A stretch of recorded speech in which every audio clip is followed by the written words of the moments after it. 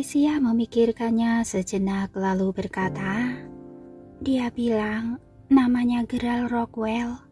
Apa dia juga pemain catur yang profesional? Dylan menggelengkan kepalanya lalu mengangguk. Selain menjadi pemain catur profesional, dia juga memiliki identitas lain, yaitu hakim tinggi di Kyoto. Alicia tampak sedikit terkejut. Kalau begitu, tidak salah jika dia tidak menyapaku tadi. Dia punya modal untuk sombong.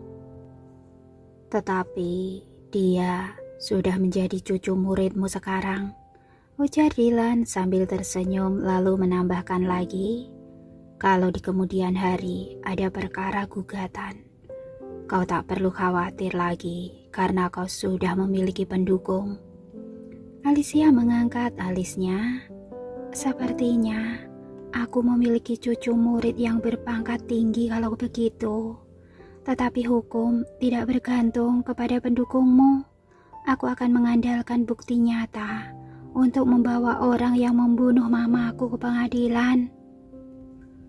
Dylan mengangguk. Dia menatap Alicia dengan cahaya redup di matanya.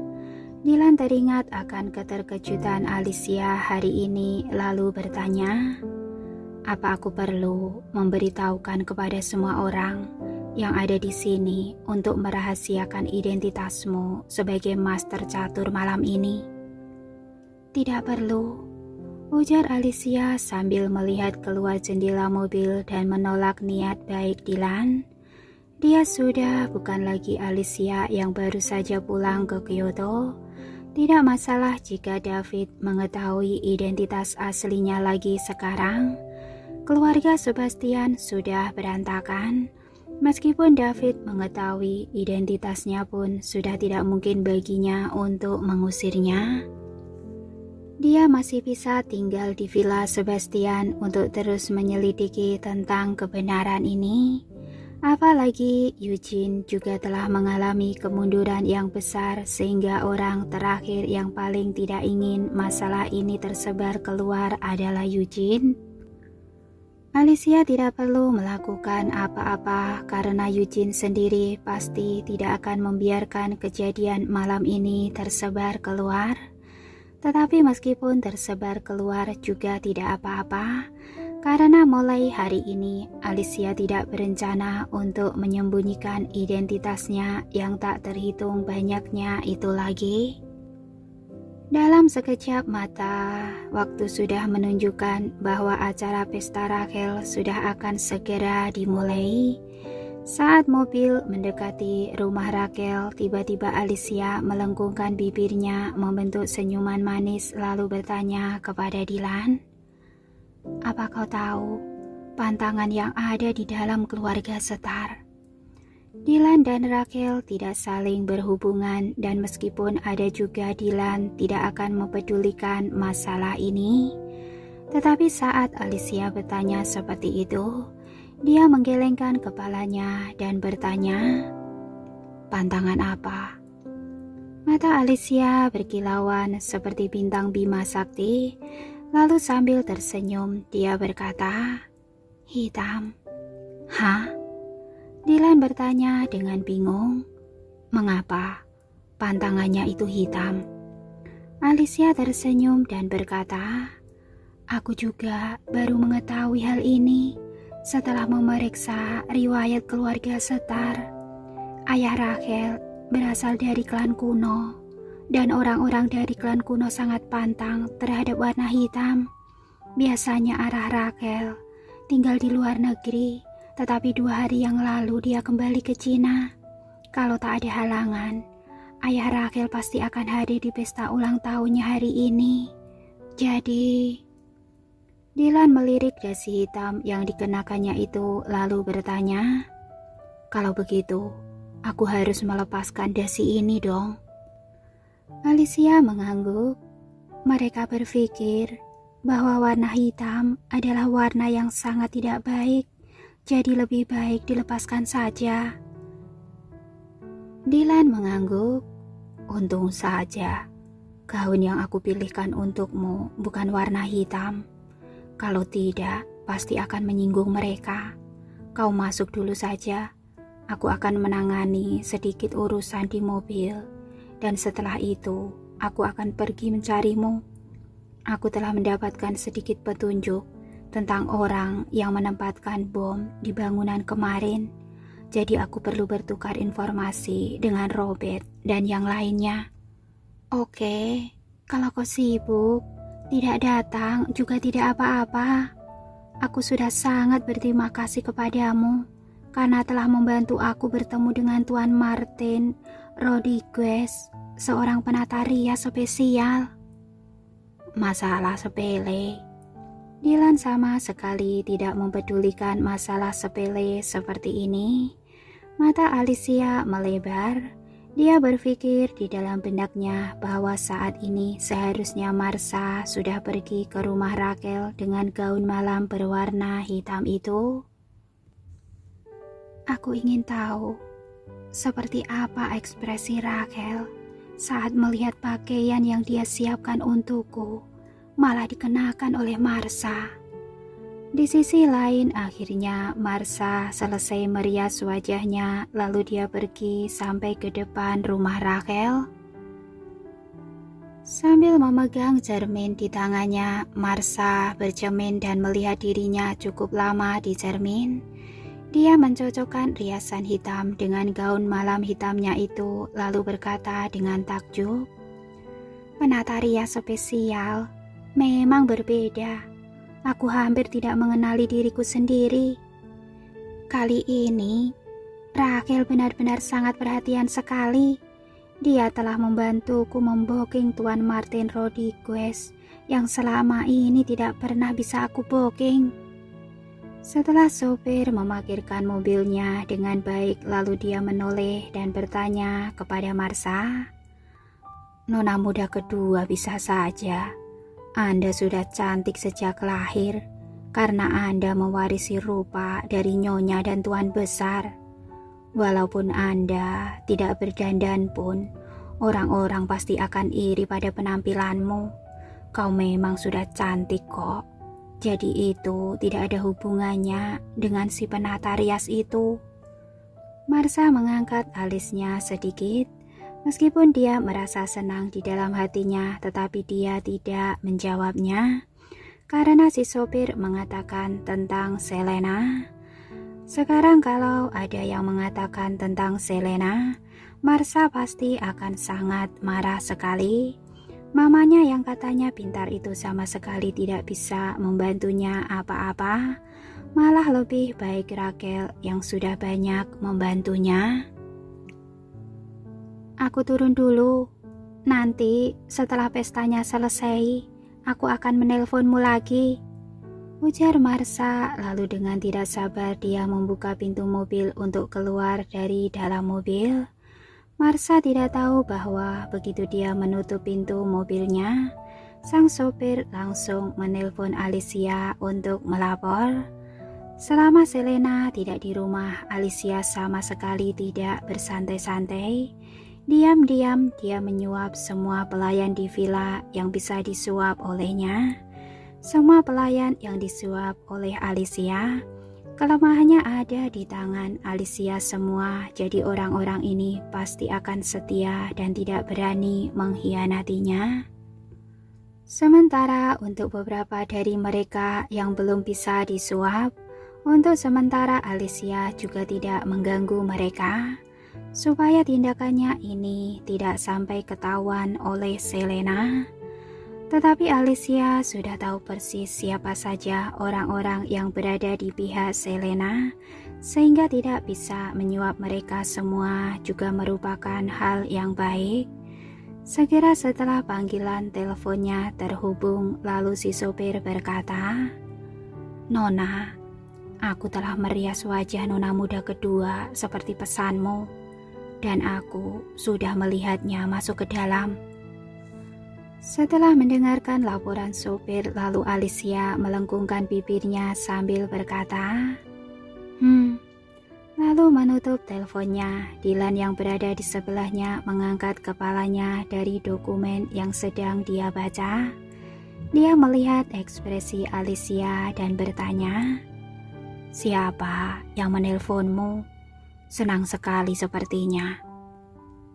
"Kelihatan jelas ya." Alicia menyentuh wajahnya lalu sambil tersenyum dia berkata, "Bukan siapa-siapa, hanya menginfokan kepadaku bahwa pertunjukan bagus segera akan dimulai." "Pertunjukan bagus?" Dylan mengulang ucapannya tetapi tidak bertanya lebih banyak lagi. Melihat Alicia yang bahagia, suasana hati Dylan juga tampak sedikit rileks. Hal ini benar-benar aneh. Villa keluarga Starr. Marsha bergegas berjalan ke dalam villa. Setelah dia turun dari mobil, tampak ada beberapa tamu yang berdiri di halaman baik mengenakan gaun warna putih bersih ataupun warna cantik lainnya, tetapi tidak ada seorang pun yang mengenakan aksesoris hitam ataupun gaun hitam. Orang-orang ini tahu bahwa ayah Rachel juga sedang ada di rumah, jadi tentu saja mereka semua menghindari pantangan yang dibenci oleh klan kuno, yaitu warna hitam. Begitu Marsha berjalan ke dalam halaman villa, dia melihat begitu banyak warna-warna cerah di depan matanya, tetapi dia ada satu pun warna hitam yang terlihat. Gaun malam hitamnya langsung menjadi sangat mencolok, tetapi Marsha tidak terlalu memikirkan hal ini. Dia hanya mengira bahwa dirinya sangat beruntung bahwa dia tidak hanya mengenakan gaun malam yang indah, tetapi juga tidak norak warnanya. Malam ini dia akan menjadi yang paling mencolok di pesta ulang tahun ini. Bahkan Tuhan pun membantunya sekarang. Marsha sangat bersemangat sekali saat memikirkan bahwa dirinya akan menjadi pusat perhatian para penonton, sehingga dia tidak bisa menahan sudut mulutnya membentuk senyuman. Apalagi ekspresi orang-orang yang terkejut melihatnya seolah-olah sedang melihat pertunjukan yang bagus. Akhirnya acara pesta ulang tahun itu dimulai. Para tamu menyerahkan surat undangannya dan masuk ke lobi villa dengan perlahan. Tadinya Marsha ingin masuk ke dalam secepat mungkin, tetapi karena dia ingin menjadi pusat perhatian semua orang, akhirnya diam-diam dia mundur ke ujung barisan tamu. Orang yang paling cantik tentu saja harus dihargai dan dijadikan pusat perhatian semua orang. Ruang tengahnya sangat indah dengan lampu gantung yang dihiasi dengan kristal Swarovski yang tak terhitung jumlahnya, sehingga membuat aula tampak lebih berkilau. Keluarga Starr juga merupakan keluarga yang cukup terhormat, terutama setelah adanya kontrak pernikahan dengan keluarga Cruz. Bisnis mereka menjadi semakin besar dan industri di luar negeri juga berkembang ke arah yang lebih baik. Para tamu yang tiba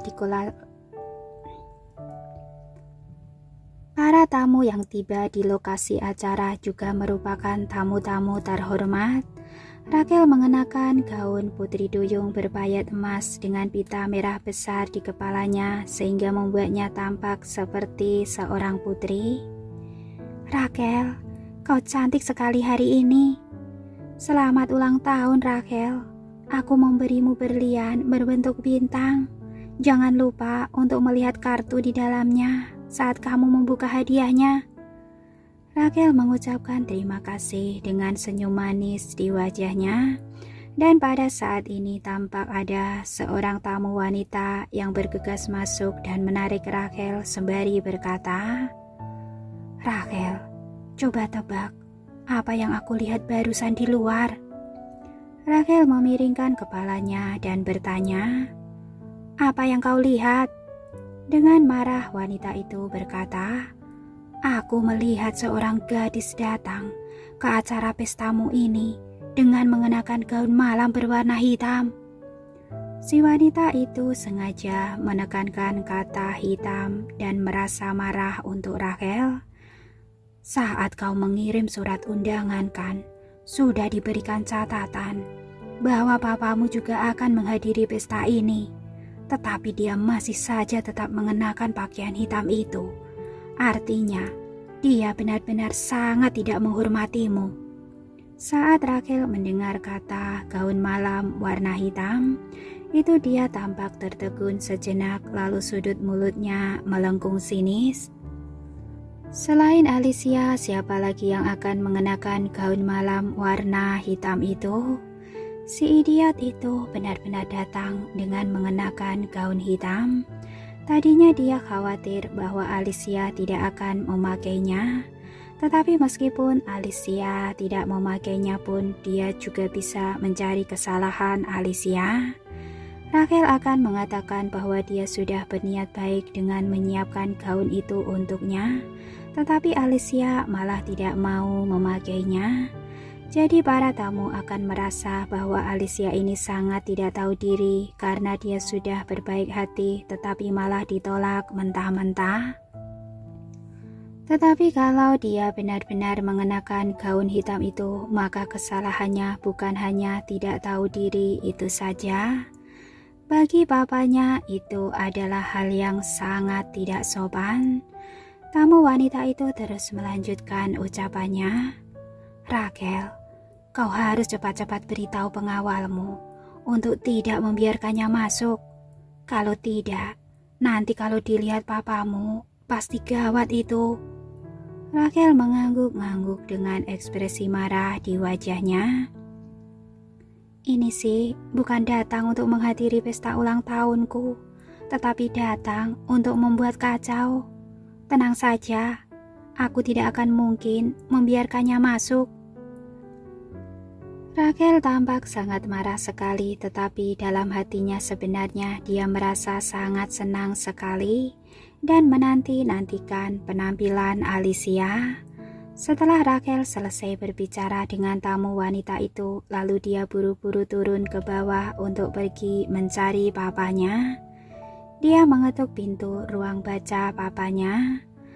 Aska start dan mendorong masuk. Ruang baca itu dicat dengan warna putih tanpa ada satupun dekorasi berwarna hitam. Sekilas tampak seperti dunia es dan salju. Rachel tersenyum dengan manis lalu berjalan menghampiri Aska dan berkata, "Pa, para tamu hampir semuanya sudah sampai. Turunlah dan ucapkan beberapa patah kata." Aska meletakkan koran internasional yang sedang dibacanya, lalu mengenyitkan keningnya dan berkata, "Aku tidak usah turun sajalah. Aku khawatir mengenai batalnya pertunanganmu dengan keluarga Cruz. Selain itu, kita juga tidak mengundang satupun anggota keluarga dari keluarga Cruz. Kalau nanti sampai ditanya dan ketahuan oleh para tamu bagaimana?" Membahas tentang pertunangannya itu membuat wajah Rachel menegang sejenak, tetapi dengan cepat dia menstabilkan emosinya kembali. Kalau reputasi Alicia dibuat hancur hari ini, nantinya keluarga Cruz pasti akan sadar betapa pentingnya mencari wanita dari latar belakang keluarga yang baik dan terkenal. Setidaknya tidak akan terjadi beberapa hal yang tidak etis. Bagaimanapun juga pernikahan dari keluarga kaya bukan seperti pernikahan keluarga biasa, karena mereka mementingkan reputasi dan image-nya. Memangnya, kenapa kalau Robert tidak menyukainya? Apa dia bisa menahan tekanan dari keluarganya? Dalam masalah pernikahan seperti ini, orang-orang dari golongan mereka sama sekali tidak punya pilihan lain selain menerimanya. Karena itu, dia harus menghancurkan Alicia. Rachel tersenyum kembali sambil memeluk lengan Aska dan membujuknya. "Pa, kau tenang saja. Setelah hari ini, keluarga Cruz pasti akan mempertimbangkan kembali keputusannya. Aku telah mengatur semuanya. Selain itu, keluarga Cruz juga tidak pernah mengumumkan pembatalan pertunangan itu. Itu artinya mereka juga masih ragu-ragu kan? Jadi, pesta ulang tahun aku harus dirayakan dengan megah. Oleh karena itu, kau perlu turun untuk mengucapkan beberapa patah kata. Aska tidak tahan dengan bujuk rayu Rachel sehingga dia meletakkan korannya dan bangkit berdiri. Kalau begitu, aku akan turun untuk membantumu mengucapkan beberapa patah kata. Siapa suruh, kau adalah putriku kesayanganku satu-satunya. Aska menatap Rachel dengan tatapan penuh kasih sayang. Yang tidak dia ketahui adalah bahwa kasih sayang seperti inilah yang bisa menghancurkan Rachel. Rachel melihat Aska yang akhirnya mau menuruti bujukannya, akhirnya bisa menghela nafas lega. Setelah turun ke bawah dengan memanfaatkan kesempatan saat Aska berada di atas panggung, lalu Rachel meminta pelayannya untuk memberitahu pengawal yang ada di depan pintu untuk tidak menghalangi wanita yang mengenakan gaun malam warna hitam itu. Pada saat ini kebetulan Marsha dihentikan oleh pengawal-pengawalnya. "Mengapa kalian menghalangiku? Aku ini sepupu Rachel. Kalau sampai dia tahu kalian menghalangiku, kalian semua pasti akan dipecat." Sikap Marsha itu sangat ketus dan berlebihan. Dia bersikap seolah-olah semua pengawal harus menebus kesalahan mereka terhadapnya.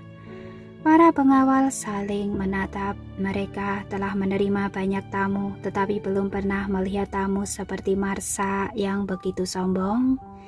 Level kesombongannya itu bahkan bisa dikatakan sebanding dengan nona besar mereka, Rachel Starr.